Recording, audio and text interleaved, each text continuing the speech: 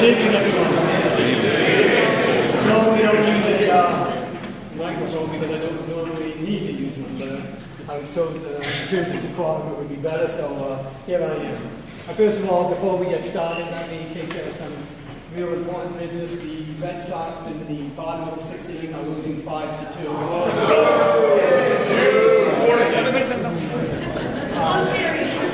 I would like to point out, again, the exit in the event of an emergency. We have two in the back. We have two on the side over here, and one just sort of mental health note. If you see anybody going through a certain withdrawal who looks like a promenade with any Dutra, it's because he's here in the course of opening up the season. Maybe a half hour. So. Good looking guy, will be on the ground, spazzing out, just walk by, it'll be fine. I want to thank everyone for being here. First of all, I'm abundantly clear how important your time is, and I want to make it clear that one of the things that we try not to do here is waste your time, because again, you don't need to be here listening to me quack the clock. There's no value in that whatsoever. So what we did today is, we got the administration team together, and really not today, over the past couple of months working with the union, and we weren't particularly happy with the last format that we've had, which was, general meeting, meetings in the breakouts, and then, a report out afterwards. So what we're doing is we went back old school, where we're going to have a general meeting here, and then there'll be breakouts, and then the night will be over. And then the Patriots are on also at 8:30, so... 8 o'clock, I'm sorry. And Mrs. Torres, and the room is, where were you when I was just having this conversation? Just reminding you, please. Thank you. So I certainly won't waste your time, but I do want to, make the advisors and the teachers and all the other stakeholders there understand that, here in 2017 at Diamond Regional, there are a lot of tremendous things going on. There are some things that I can't even let you know about. You're going to hear some really good news about Diamond Regional in the next week. I'm going to ask you to sign tight. As much as I'd like to tell you all about it, I cannot under pains and penalties of perjury or anything else like that, so I have to be quiet about it. But we have a lot of good things going on here. So as I open up with my opening slide, and it says, a discussion on the crisis and challenge of educational equity. Gee, that's a really upbeat way to get started here. Well, I didn't just read crisis there, I put challenge there as well. And what do I mean by that? Well, when we take a look at what's going on, these are some headlines from some of the major publications, Bloomberg, New York Times, and I could go on. And again, America's housing, construction, labor shortage. For all of you out there that are killing to have qualified help, you know what the situation is. It's not going to get any better anytime soon. In point of fact, it's going to get worse. Why? Well, we take a look at some of the reasons why it's going to get a little bit tougher. The fact of the matter is a lot of the immigrant population is not coming here at this point for whatever reasons. And I don't want to get into the politics of it. I want to deal with the facts. And the fact is that there is a labor shortage because there are less people available. Labor shortages mean more expensive helpers for you. Good for the worker, bad for the business owner. Business owner will pass that off to the consumer. So quite frankly, there is a cost that goes and is associated with that. Tom Menchie is here, and he is representing Toyota, and I don't need for him to look at the shortage of auto mechanics that deals with the whole issue of the dealerships training their own people. And mind you, I haven't even discussed the whole issue of diesel mechanics. Last week we went up to the State House, and there was a workforce development conversation that was going on with a number of different, leaders in the community. And at the end of the meeting, a woman who owns a diesel company in Worcester came up to me personally because we had met before, and she said, "Look, I'm tired of these meetings. I'm tired of breakfast. I'm tired of having things where we can't get things done. I need mechanics." And my first thought is, we'd love to oblige you. But where are we putting that diesel mechanic program? We barely have room for a conference, let alone a whole diesel program. So if you take a look at the skilled labor shortage in manufacturing, again, this is not anything new. Even in the world of culinary arts, if you've been out to eat, and many of you obviously have, you know that the price of food is going up. Why is it going up? Quite frankly, because there is a shortage of cooks. If there is a shortage, you are going to have to pay for that. And again, that will all trickle down to the consumer. So, when we take a look at that, and Al, can you take care of that fund, please? Thank you very much. Okay, so here's some of the things in terms of the future being here right now. And this is one of the things that I can't stress enough to you people today. Take a look at some, and I'm not going to read off PowerPoint, you can see. When you see General Motors and you realize that they are going to monetize their autonomous vehicles department. This isn't Tesla, this is General Motors. What does it mean? Well, instead of autonomous vehicles being here in 10 years, they're going to be here in maybe 5 years. Maybe sooner. Why? Well, there's a whole bunch of reasons.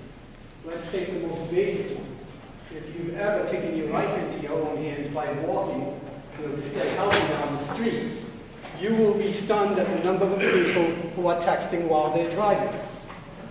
People who are texting while they're driving, I know this will be a surprise to you, get into more accidents than people who are actually paying attention to the road. What does that mean? Well, for insurance companies, it means huge losses. Insurance companies are going to lose money. They're not going to be in business very long. How do you start saving money? You get technology that takes the wheel out of the operator, and you limit the amount of danger that can take place. Now, a lot of people say, well, there's a lot of things that are going to have to happen before that. Well, they happen. You take a look at the University of Michigan. They've got a whole autonomous department where, again, they have simulated cities where these cars are operating. San Francisco is another area where these cars are operating.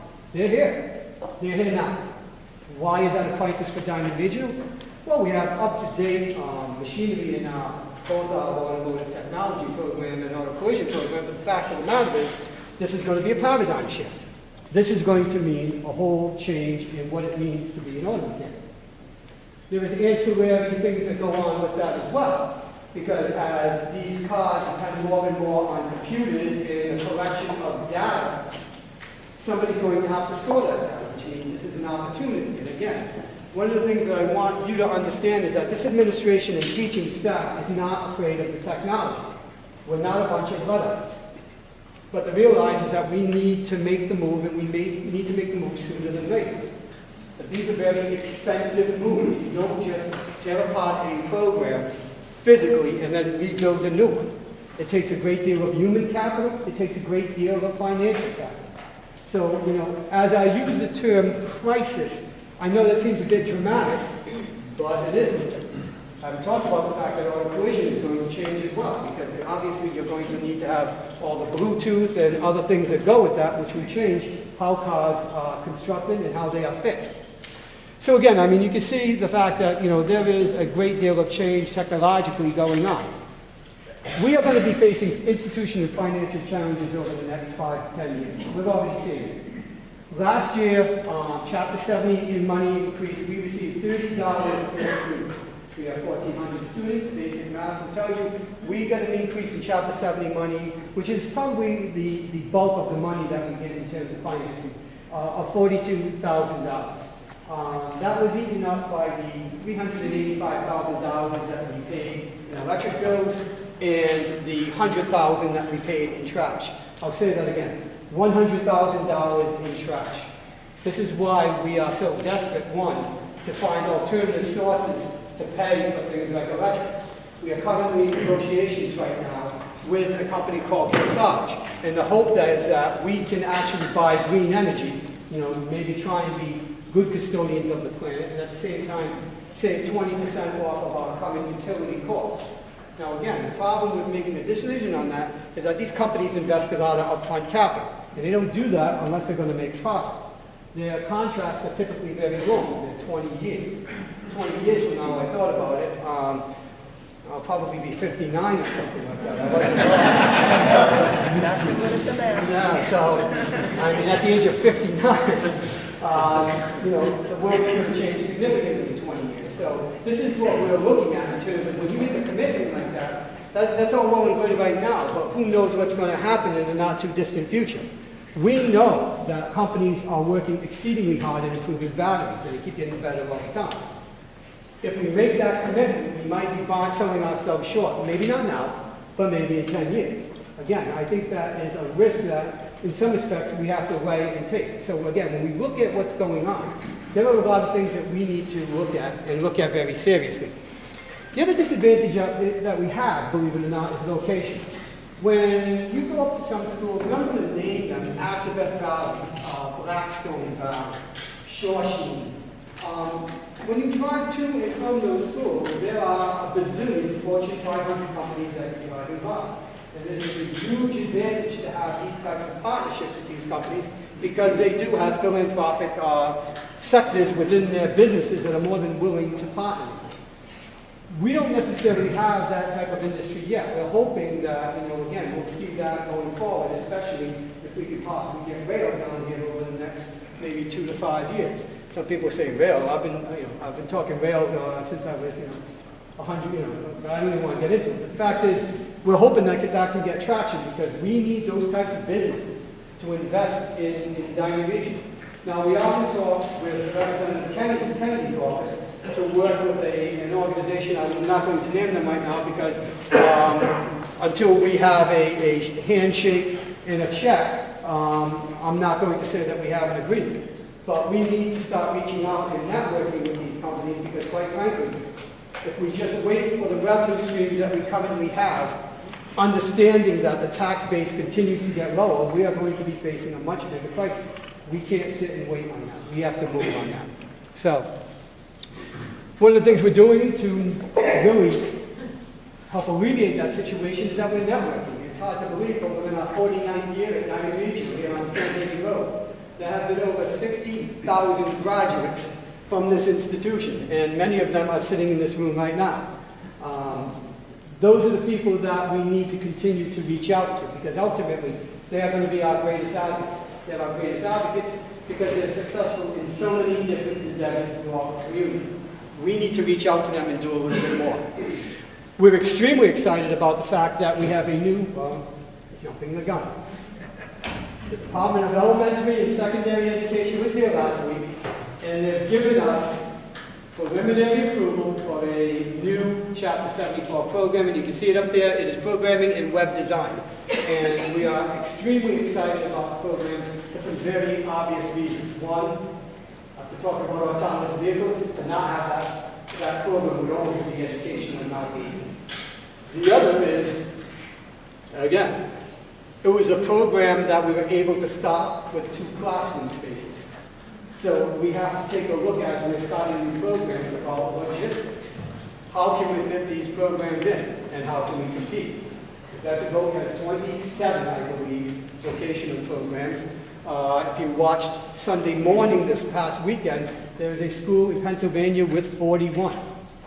We are going to have to get more malleable, we're going to have to get quicker, and we're going to have to get smarter. The frameworks that are created for your programs, quite frankly, are already some of them 5 years old. 5 years in the world of technology, you might as well fall asleep. You're gone. It's already past you. Last week, we met with both the University of Alabama and Roger Williams University.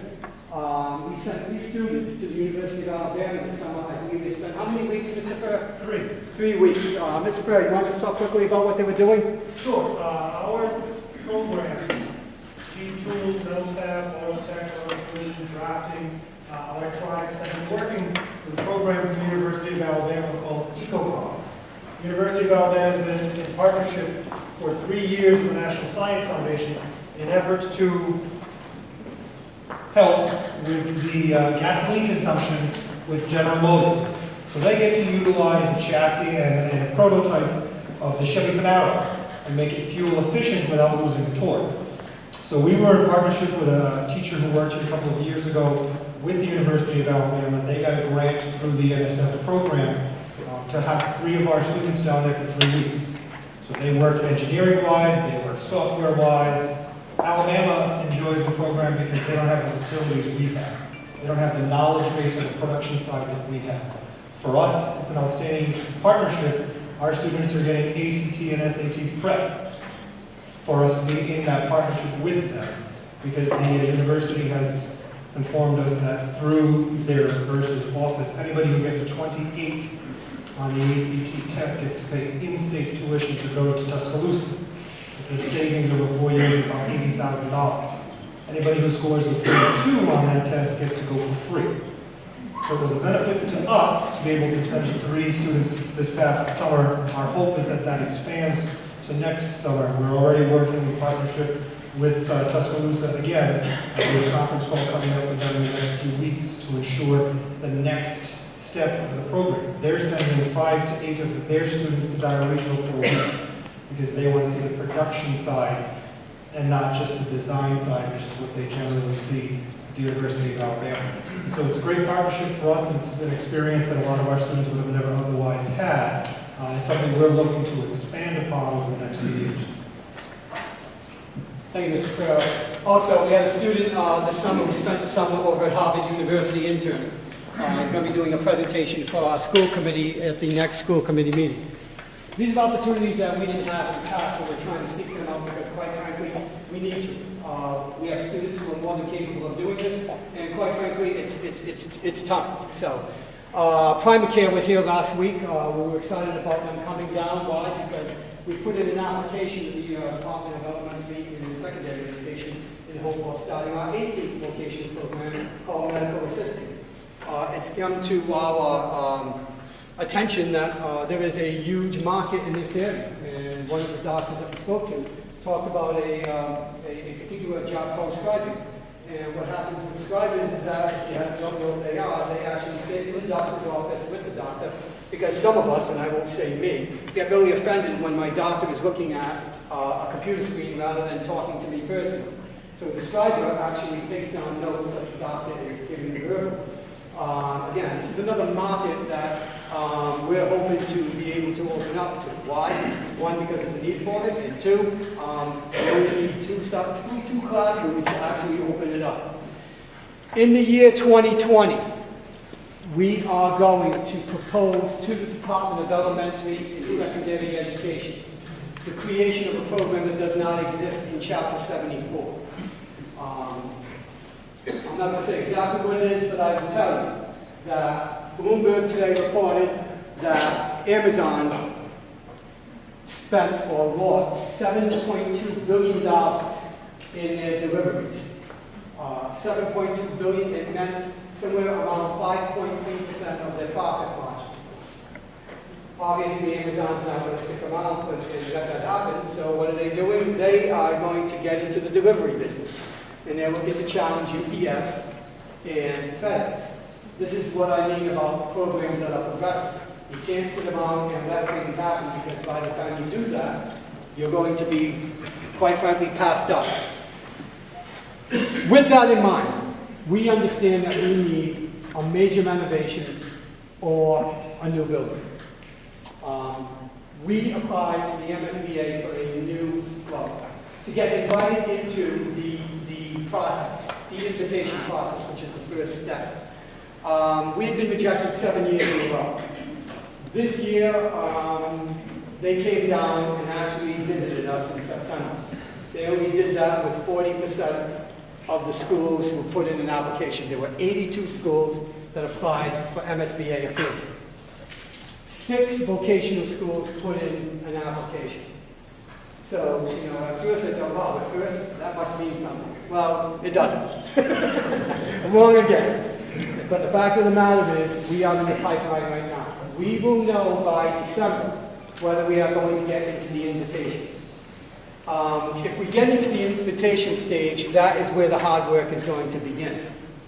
Because this district is going to have to find somewhere between $2 to $2.4 million to go through what's called feasibility, to find out whether it is feasible. MSBA will determine in that process whether a major renovation or a new building will actually be done, and they will give us that information based on an assessment of the building as it is. So we're going to find that out in December, and again, we'll provide an update for you in the spring. So how can you help? First of all, thank you for being here. Please keep coming. We need you here. We need your intellectual capital. There is nothing more valuable than intellectual capital. It is what helps us develop our program and stay up. You people that are in the business are the ones that do it. Now, the second thing, obviously, is sponsorship and promotion of our cooperative education program. Currently, for the senior class, we have over 180 of our seniors are on color. That means more than half the senior class already is out on color. The ones that are here right now are here probably because either they don't have a license or they don't have transportation.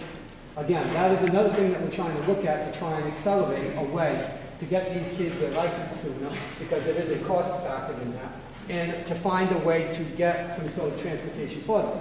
But the fact of the matter is, we've got over half the class already out, which is good news for our employers, but it's not nearly meeting their needs at this point. We need to facilitate partnerships with industry and post-secondary educational institutions, and I'm so glad that Owen is here from Vista Community College, because he's been at Diamond on a number of occasions in an attempt to increase our dual enrollment in early college programs. It is our goal within the next couple of years to make sure that we have students that don't only graduate with a high school diploma, but graduate with an associate's degree. Because we know that those students who have financial issues are going to be more likely than not to be able to finish if they already have half that paid for, either through the school or a combination with places like Vista Community College. And finally, support and advocacy in the community for a new Diamond. No secret here, new building means more taxes. That's what it means. My nephew just moved to Shannon. I was stunned at the taxes in Shannon. I was blown away. 1,500 square, 8,200 in taxes. And they moved here first. I wonder why they moved there. Because the schools are off the charts. That's why they moved there. Smart people, they get it. It's a return on investment. And they're not kidding about their taxes. I drove down Main Street. There's a huge banner that says pay your taxes. I've never seen anything like that. I said, these people are serious. They're not joking. Yep. The issue I had at the workforce development at the State House last week was they keep talking about an expansion of vocational education. My problem with that argument is that you are equating expansion with equality of programs. Nothing can be further from the truth. The fact of the matter is, and I'm going to get very parochial about this in conclusion, Diamond Regional has been graduating high-quality employees for 49 years. And we could go back to Hartwell Street to Diamond on Hartwell Street. The challenges that we have facing us, we've met and gone beyond.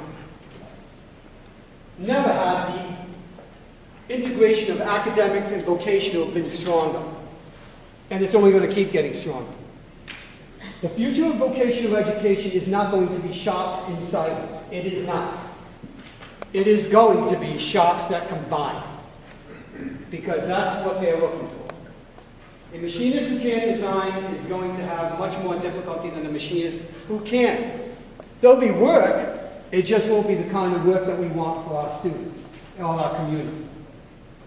So the reality is, going forward, as we look at the possibility of a new Diamond, and I'm not going to let it go. It's a passion, no benefit of mine, I'm an old man. I'll be driving off into the sunset before you know it. But the reality is, Diamond Regional has changed my life, and it's changed the life of a lot of people out here, and for the better. And it's improved our community. Because it's not just about the individual, but it is about the community. The investment in Diamond Regional is an investment in a community. It's an investment in a society. So, with that, I'll stop talking now because I know some of you are thinking, what's the story? Let's up at this point. So I'm going to cut to quick and just say in conclusion, I can't thank you enough for what you give to our programs, and we need you to continue to do that. So thank you very much and have a great night.